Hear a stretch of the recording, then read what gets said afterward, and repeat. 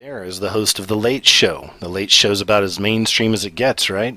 Well, a band called Ghost recently performed on The Late Show, actually on Halloween of 2015. Now, Ghost is an obviously heavily satanic band, and in the article they say that the show on The Late Show was filmed with a hazy filter, and that Ghost delivered an energetic performance, and even got the crowd involved. Much like what can be seen happening in evangelical churches, some members of the audience were drawn forth to the stage in a dazed, stumbling stupor, and even ready to burst out speaking in tongues. Papa Emeritus III, who's the lead singer of Ghost, would stare them directly in the eyes while delivering his lyrical message, putting the soft touch of his hand on one woman's chest as she stared upward with wide eyes, seemingly looking right through him rather than at him, almost under a spell.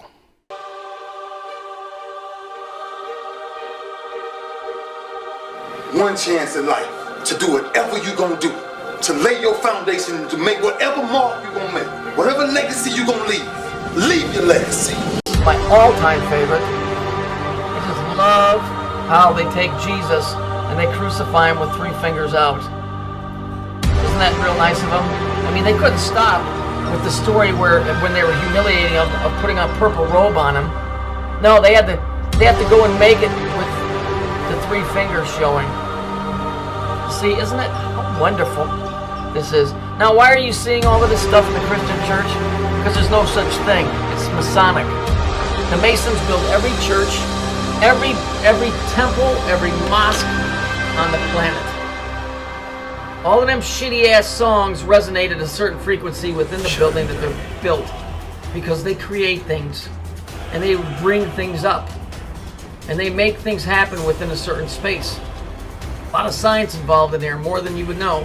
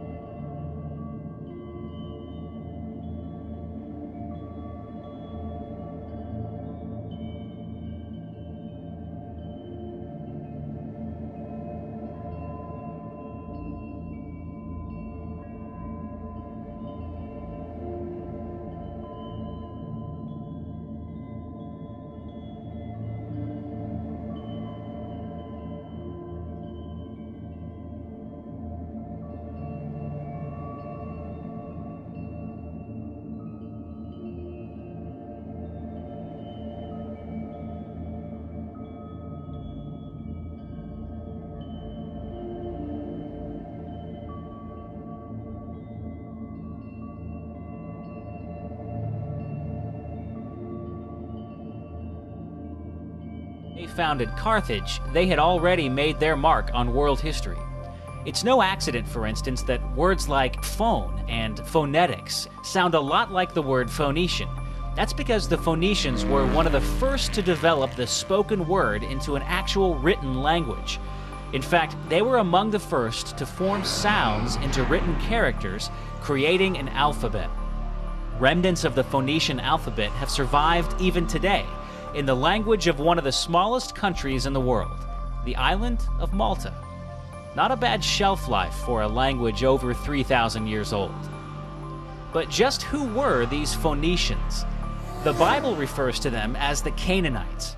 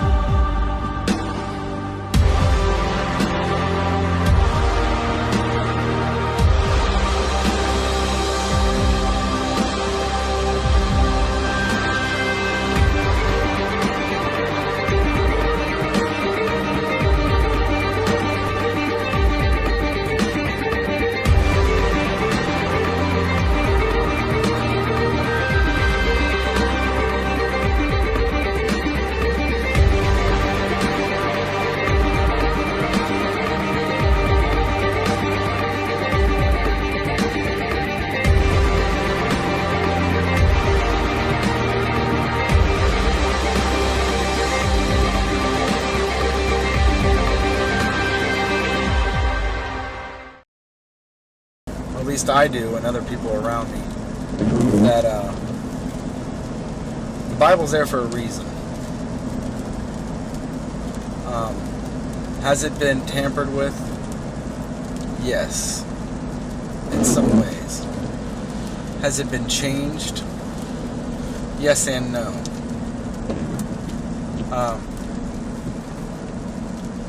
When I say yes and no, you got to understand the manuscript that the King James Version was translated from is totally different than the manuscript that 95% of the other Bibles were manuscript translated from.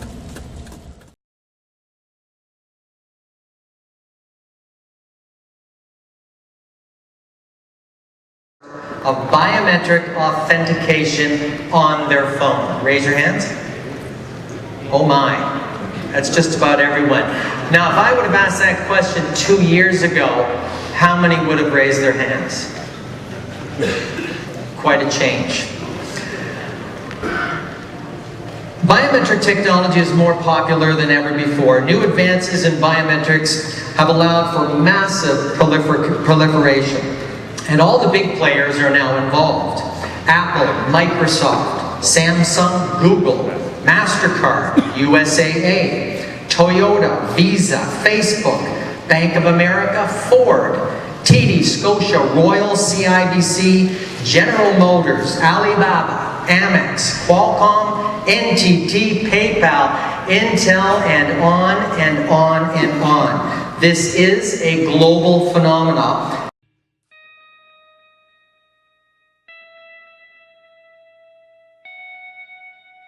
Good evening, John Hamilton. Iris scanning could soon be coming to an ATM near you. Citigroup is one of several major banks testing a cardless approach to banking, creating a new vision that's intended to be more secure and even easier to use. One bank has found a way to keep thieves from stealing your credit or debit card passwords. All it has to do with your eye. Citigroup is reportedly testing out technology with ATMs that will allow customers to withdraw their money. But first, the ATM kind of scans your eyeball or a code on a smartphone instead of you swiping your card. Different airports where they scan your eyes to make sure that it's you. The eyeball scanner? Mm-hmm. Why? A biblical fact. A reality that made even the most stout-hearted soldier tremble with fear. Nowadays, we no longer have 30 to 36 foot tall giants, but we do have people who do meet the height requirements of some of the giants who were within the 8 to 9.5 foot tall range. At age 15, Robert was already 7 feet 10.5 inches tall, and he weighed 365 pounds. And you can tell by his photo that he wasn't fat, but he was exceedingly tall.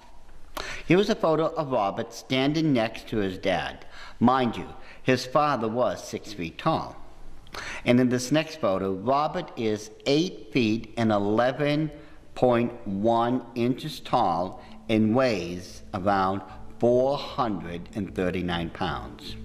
Unfortunately, Robert died in 1940 when he was only 22 years old. He died because he got an infection around his ankle and it got out of control. Now, the doctors stated that Robert showed no signs of his height slowing down. Had Robert not died, who knows how tall he could have been. The point you need to remember is that Robert carried the recessive gene of the giants.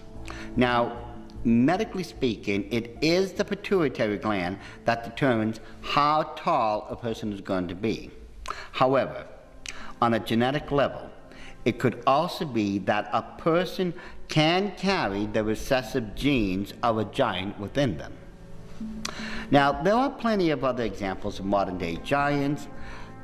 In this next photo, we have Ella Ewing of Gorham, Missouri, who lived from 1872 to 1912. She stood 8 feet 4 inches tall. The identified man on the right stood somewhere around 8.5 feet tall.